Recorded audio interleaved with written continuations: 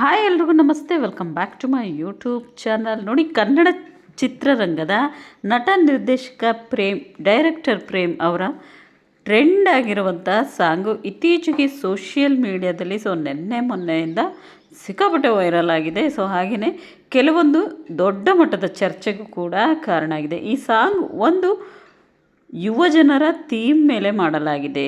ಹಾಗೆಯೇ style, beet ಮತ್ತು lyrics ಯುವಕರಿಗೆ ಕನೆಕ್ಟ್ ಆಗೋ ಹಾಗೆ ಇದೆ ಅನ್ನೋದು ನಮ್ಮ ಡೈರೆಕ್ಟರ್ ಪ್ರೇಮ್ ಅವರ ಅಭಿಪ್ರಾಯ. ಹಾಗೆ ವಿವಾದ ಏಕೆ ಶುರುವಾಯಿತು? ಈ ಹಾಡು ರಿಲೀಸ್ ಆದ ಮೇಲೆ ಕೆಲವು ವಿಚಾರಗಳಿಗೆ ವಿರೋಧ ವ್ಯಕ್ತವಾಗಿದೆ. ಕೆಲವರು ಹೇಳ್ತಾರೆ ಹಾಡಿನ ಪದಗಳು ಯುವಜನರ ಮೇಲೆ ತಪ್ಪು ಪರಿಣಾಮ ಬೀರುತ್ತೆ ಅಂತ. ಕೆಲ ಡೈಲಾಗ್ಸ್, ವರ್ಡ್ಸ್ಗಳು ಹೆಚ್ಚು ಬೋಲ್ಡ್ ಆಗಿವೆ ಅನ್ನೋ ಅಭಿಪ್ರಾಯ ಕೂಡ ಇದೆ. ಕೆಲ ಸಾಮಾಜಿಕ ಸಂಘಟನೆಗಳು ಹೇಳಿದ್ದು ಇದು ನಮ್ಮ ಸಂಸ್ಕೃತಿಗೆ ಸೂಕ್ತವಲ್ಲ, ಯುವಕರಿಗೆ ತಪ್ಪು ಸಂದೇಶ ಕೊಡಬಹುದು ಅಂತೇಳಿ. ಹಾಗಿದ್ರೆ ಈ ರೀತಿಯ ಸಾಂಗ್ಗಳನ್ನ, ಡಬಲ್ ಮೀನಿಂಗ್ ಇರೋವಂತಹ ಸಾಂಗ್ಗಳನ್ನ ಬೇರೆ ಯಾರೂ ಮಾಡಿಲ್ವಾ? ಮಾಡಿದ್ದಾರೆ, ಯಾಕೆ ಮಾಡಿಲ್ಲ? ಅದ್ರ ಬಗ್ಗೆ ಯಾಕೆ ಇವರು ಧ್ವನಿ ಎತ್ತಿಲ್ಲ? ಈಗಾಗಲೇ ಮೊನ್ನೆ ಈಗೊಂದು 2 years ಬ್ಯಾಕ್ನೇ ರಿಲೀಸ್ ಆಗಿರೋವಂತಹ ಪುಷ್ಪ ಮೂವಿ ನೀವು ನೋಡಿದರೆ ಅದರಲ್ಲೊಂದು ಸಾಂಗ್ ಇದೆ.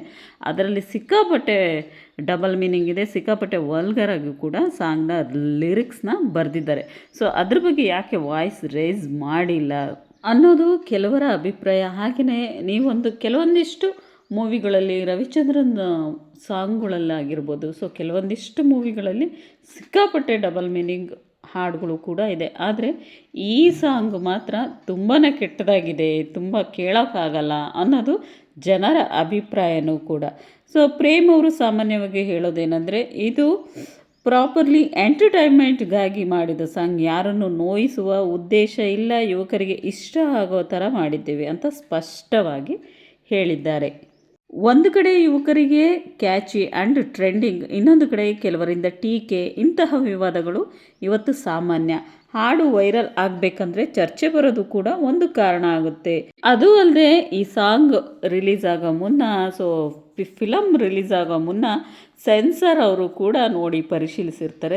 ಅವರು ಕೂಡ ಇದಕ್ಕೆ ಪರ್ಮಿಷನ್ ಕೊಟ್ಟಿದ್ದಾರೆ. ಅಂಥದ್ರಲ್ಲಿ ಈ ಮಧ್ಯವರ್ತಿಗಳು ಇರ್ತಾರಲ್ಲ, ಅವರ ಒಂದು ಟೀಕೆಗಳೇ ಇದಕ್ಕೆ ಜಾಸ್ತಿ ಆಗಿರೋದು. ಈ ಕಾಂಟ್ರವರ್ಸಿ ಆದ ಟ್ರೆಂಡ್ ಆಗಿರುವಂಥ ಸಾಂಗ್ ಅಂದರೆ ಬಹಳಷ್ಟು ಜನ ಮಾತನಾಡ್ತಿರೋದು ಈ KD ಚಿತ್ರದ ಈ ಸರ್ಸೆ ಸರ್ಸೆ ನಿನ್ನ ಸೆರಗ ಸೆರ್ಸೆ ಈ ಹಾಡಿನ ಬಗ್ಗೆ ನಿರ್ದೇಶಕ ಪ್ರೇಮ್ ಅವರು ಕೂಡ ಕ್ಲಾರಿಟಿಯನ್ನು ಮೊನ್ನೆನೇ ಕೊಟ್ಟಿದ್ದಾರೆ. ಸಾಕಷ್ಟು ಜನ ಸ್ಪಷ್ಟವಾಗಿ ಒಂದು ಲೈನ್ ಮಾತ್ರವಲ್ಲ, ಒಟ್ಟಾರೆ ಹಾಡಿನ ಲಿರಿಕ್ಸ್ ಟೋನ್ ಬಗ್ಗೆ ವಿರೋಧ ವ್ಯಕ್ತಪಡಿಸಿದ್ದಾರೆ. ಆದರೆ ವಿಶೇಷವಾಗಿ ಟೀಕೆ ಬಂದದ್ದು ಈ ಸರ್ಸೆ ಸಾಂಗು. ಇದು ಹಿಂದಿಯಲ್ಲೂ ಕೂಡ ಸರ್ಸೆ ಚುನಾರೆ ಭಾಗವೇ ಆಗಿದೆ.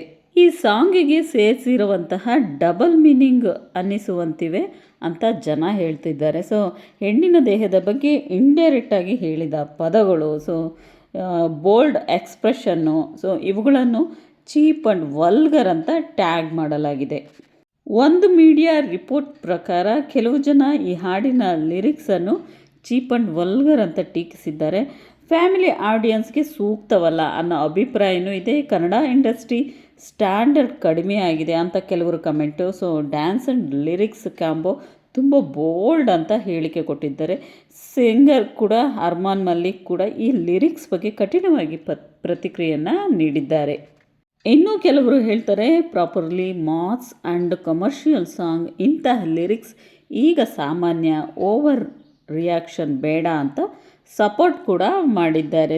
ಅದಕ್ಕೆ ರಕ್ಷಿತಾ ಅವರು ತಮ್ಮ ಇನ್ಸ್ಟಾಗ್ರಾಮ್ ಖಾತೆಯಲ್ಲಿ ಸಪೋರ್ಟ್ ಮಾಡಿದವರನ್ನ ಎಲ್ಲರನ್ನೂ ಕೂಡ ಮೆನ್ಷನ್ ಮಾಡಿ ತಮ್ಮ ಸ್ಟೋರಿಗೆ ಅಪ್ಲೋಡ್ ಮಾಡಿದ್ದಾರೆ. ಈಗ ಸ್ಪಷ್ಟವಾಗಿ ಜನರು ಯಾವ ಒಂದು ವರ್ಡ್ಗೆ ರಿಯಾಕ್ಟ್ ಮಾಡಿದ್ದಾರೆ ಅಂತ ಹೇಳಿದ್ರೆ, ಈ ಸರ್ಸೆ ಚುನಾರೆ ಹಿಂದಿಯಲ್ಲಿ ಕೆಲವೊಂದಿಷ್ಟು ಟ್ರಾನ್ಸ್ಲೇಟ್ ಆಗಿದೆ ಕೆಲವು ಭಾಷೆಗಳಲ್ಲಿ.